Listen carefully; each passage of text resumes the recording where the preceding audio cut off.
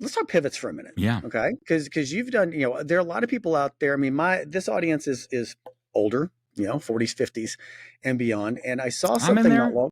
Yeah, you're there now. I'm in between. Um, I saw something. I think it was the Times of London, but they did a survey that said, not only, or this Corn Ferry that did the Gen X is the new unemployables, but it was also, I think, a Times of London story that said that a lot of recruiters feel that 57 is too old to ever look for work again. And really that, 40 and above is sometimes considered too old to make a switch. What are your thoughts? What are you seeing? How do we can't be put out the pasture. No, What do you do? no, there's a couple of things here, right? First and foremost, ageism is incredibly real.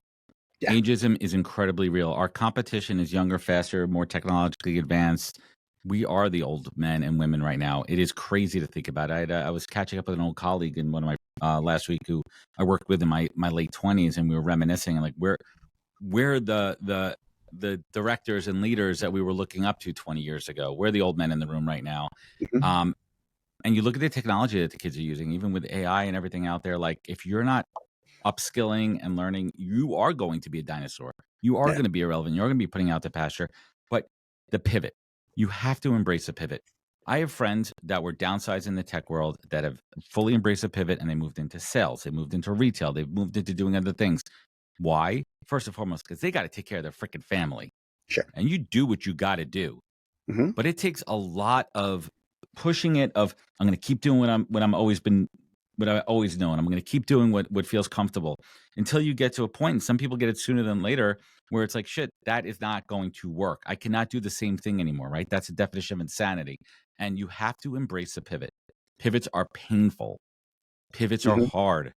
When I pivoted from marketing into recruiting, dude, Mm-hmm. I went from a nice 6-figure salary to making a $40,000 draw as a recruiter, being Right. a rookie, literally rookie, day one, bottom of the totem pole after putting in 15, 17 years worth of work in the industry. Yeah. Where I was an account director, and now I'm a peon junior rookie recruiter. You're a phone monkey. I was sitting next to 23-year-olds.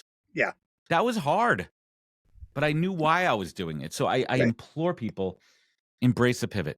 It's worth Mm-hmm. it. It's going Yeah. to hurt. It's going to be painful. It's going to suck. Embrace the suck. But get up every day, eat the frog, do the most difficult task, everything first thing in the morning, get it done, and Mm-hmm. just suck it up, buttercup. So Tough it making up.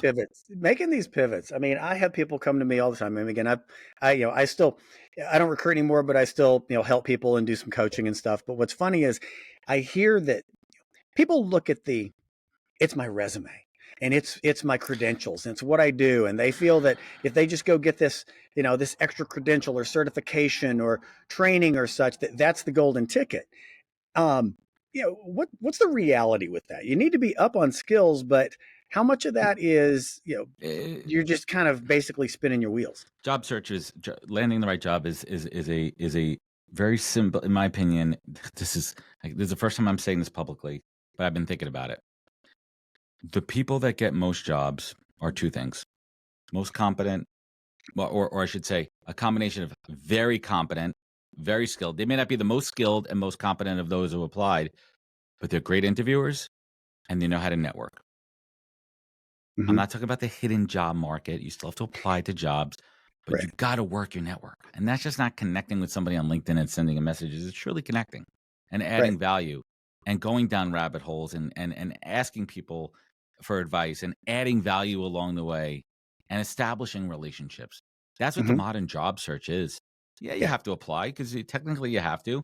But companies are so inundated right now and the pipelines are so massive because so many good folks are out of work. How are you going to rise to the top? And going back to what you said, Bradley, before, as you get older in your career, and if you're staying in the same career, it's a career pyramid. There are less opportunities as you go higher in the pyramid Right. versus entry-level roles in the bottom. So now the Yep. competition's more fierce. Mm-hmm. And if you're not the best of the best and you're shit out of luck, I'm Yeah. sorry. You have to be upskilling. It's just, I'm sorry, folks. This is just honest, God's to honest truth right here. I want to talk about upskilling more in a second about specifically AI and that type of Yeah. thing. But well, you're right. I mean, there's so little because you've been working for 20, 30 years. You've been at this Complacent. level, income wise, title wise, that those opportunities are slim. I've seen so many people now who have, we used to call them side hustles, but now they're working 2 or 3 Yeah. different side hustles, and that's the future. I mean, that's what I tell people. You get a job, okay, great, but it's really, you're going to need to do, think entrepreneurially and doing something, and that's tough too. But Yeah. that's the way of the world. I call it a portfolio career, and I have a portfolio career. Mm-hmm. I have the recruiting business, I have the podcasting business, some other things I'm trying to work on the side here, but that's a portfolio business, and hopefully when those 3 come together, it's good enough income to take care of me and the family, right? You have to Right. do that. But it's like the other piece too, and I'm seeing a lot of this is, especially in the tech world, there's folks that have been employed for 10, 12, 15 years. Yes, there's still a few of them, even though we're seeing less and less than that these days. Most Mm-hmm. careers, 3 or 4 years at a time, and those aren't job jumping anymore. But they get let go because of a massive downsizing that was not performance related, and they have no clue what to do. They didn't Right. spend any time investing. They have 48 connections on LinkedIn. They haven't spent any time developing their network. The time to network is now. Yeah. Tomorrow's too late. The time is now. Yep. Tomorrow is too late. Start today, because you don't know when you're going to need that. No. And you No. have to just put some time in, and whether it is on the weekend, at night, whatever, just use a tool like I think of LinkedIn as a digital Rolodex. That's how you Mm-hmm. have to think about it too. And then you Right. start to layer on the content creation, all the other, advanced level stuff that you and I, but Sure. like, if we're talking about it from layman's terms for someone out there, there's no such thing as job security anymore. No. Unless you're, a teacher in certain ways, and you have tenure and Right. or unions and stuff like that. But then aside from that, most of us are employed at will, Right. unless you have a Absolutely. contract, Well, and sometimes you're right. It's not about how good you are. That's not it. It's not, No, it's not a meritocracy. It's nope. just not. I want to do kind of rapid fire Yeah. about LinkedIn for a second, because Yeah, that go is for it. something a lot of people think, and I love how you and agree with you on how it's where you find people. That's it. I don't know if it's where you find jobs, but it's where you find people. And I love how you said it's the relationships and networking and the interviewing. Okay. So, which we'll talk about the interviewing in a second, but you got to get in the door. You got to get somebody to see you. That's it. But I got some hot sports opinions about LinkedIn of how people use it. Like I think the in mails are bullshit. I think that certain things like that. But what do you think? What are your top what are your top couple of best practices, and then the misunderstood mistakes? Yeah, I mean, I think for anyone out there, it could be daunting at first, and you see, like, listen, there's I forgot what the number is, and I'm going to completely butcher it. I think it's like 1 billion people on LinkedIn, right? Literally worldwide, right? Only a very small percent are creating content, right? A very small percent are creating content out there. So you have an Mm-hmm. opportunity. There's still good organic reach on LinkedIn. So what Mm-hmm. I recommend is to start off, if you're scared, dip your toes in the water. I'm pulling my LinkedIn page right now. The homepage of LinkedIn, there's this right side that says LinkedIn News. There's eight topical things here. If you take out politics, if you take out the unfortunate, awful plane crash, you look at a couple other things on here. Oh, I see there's a SoftBank mulls on OpenAI investment, right? I touch on tech. I know something about AI. I'm going to take that article right there. Now I'm going to add my point of view on that and Mm-hmm. share that. There's Right. ways that are easy for you to start talking on LinkedIn, to start having engaging conversations. So Mm-hmm. you're top of feed, and you know what? That's going to help. Dip your Yeah. toes in the water. Start building out your context. Start going down rabbit holes of companies that you've worked at. Make sure I'm connected with the people that I used to work with. Mm-hmm. Mm-hmm. Oh, I worked with Brad 10 years ago. Why am I not connected with him on LinkedIn? Great. Right. Boom. Who does Brad know? Now I'm on the job search. Now Brad is at Verizon. I'm Mm-hmm. looking for a marketing role at Verizon. Hey, Brad, it was great we worked together. I just applied for a product role over at Verizon. Yeah. Would you mind introducing me to the hiring manager? Right? You have to go and build that spider web. You got You to make have the to build ask. it. You You got to have make you the have ask. you have to make closed mouths don't get fed, man. I love that. It's good. Right? The Like, other thing is, one of the things out there, but you're talking about the content. You're talking about creating content or recycling it and then mhm. giving your opinion That's on one it. easy way to do it.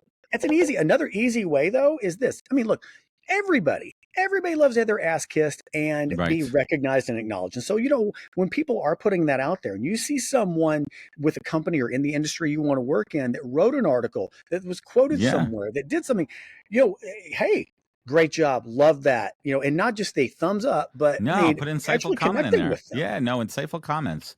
People need to do more of that, right? And these AI tools that are out there, between auto commenting on LinkedIn, which has got my goat, and people over relying on AI to write articles. Like, listen, my approach to AI with content is I use it as a thought starter, Yeah. and I prompt it. And I've been messing with these tools for the last year and a half of how do I not just say, hey, write me an article on why DEI and B is controversial, right? But really dig into it and further the prompt and fine tune it and go until I get it to a point where I am infusing a lot of creativity, but now the concept of creativity is different. Maybe Yeah. I'm not physically writing the whole thing, but I'm prompting it to get to a point that I like it. Then I get it 75% of the way there. I pull it into my Google Docs and Word doc, and then I wordsmith it. I add Yeah. my language to it. I feel it. So really Yeah. go down the rabbit hole for two reasons. One, it's going to teach you how to use some of these tools that are out there. And B, you're going to create content that you could put out there on socials. Don't just take the Absolutely. first thing, the first prompt on a basic ass prompt. And most of us Right. who have half a brain could be like, you don't use the M dash in your normal writing. No one uses an M dash in normal writing, folks. I'm sorry. And then when you see, here's the truth. We know how these prompts work, people, but push yourself, get out of your box as far as content. It's going to be uncomfortable if it's not natural to you. Absolutely. But give it a shot. And I'm not saying it's for everybody, but if you feel inclined, take that first step. You're talking about from a content creation standpoint. How I use it is not from content creation, but more of just organization, cleaning up, eliminating human error. Because look, I've written 5 books, but my grammar's atrocious. I mean, those types of things that you can choose, how you want to use it, but it's a tool. It's a tool. That's it. It's not something. I mean, this is for my old folks, my advanced adults out there. It's not something that, I'm left behind. I'm saying, look. I mean, it takes a little effort. Go learn something. Go learn something new, and then what are your thoughts on like the whole certifications, or is it just more something of, hey, you just got to go learn it on your own and find best practices? What works for you? I don't have a single certification to my name. According to my wife, I'm a certified idiot. But aside from that, like, first of all, let's be very careful here. Certain industries, you need certifications for certain things, right? Regulatory, medical, flying an airplane. I want my pilot to be certified in a 737. Right. Even stuff like in talent and HR, these whole like SHRM certifications and everything, they used to mean a lot more.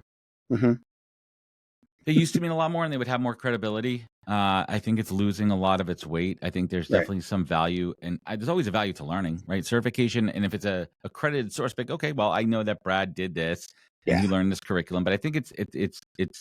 I think you just have to. It goes back to what I say: show me, don't tell me. Right. Yeah, that's exactly. Don't tell me your certification. Show me what you do with it. It's like the certified life coach. I'm like, what the hell does that mean? Really? You're 24 years old. Most people who are life coaches aren't qualified to tell me shit, right? Like they haven't lived exactly. Life. I trust the people who've screwed the pooch. I want the person who's authentic that knows, hey, it's kind of like that with the surgeon. I don't want to hear oh shit no in the middle of the surgery. I want someone who's like, got this. Same deal. Exactly. I mean, certifications, I mean, it's a tough one, but I take them with a grain of salt unless it's or my favorite on LinkedIn are the people that took one course at Harvard on online online 1 hour seminar and then their education, the first thing says Harvard. I'm like, come on, bro. I have a friend like that. Like, okay, she even got the bumper sticker and put it in the back of her car.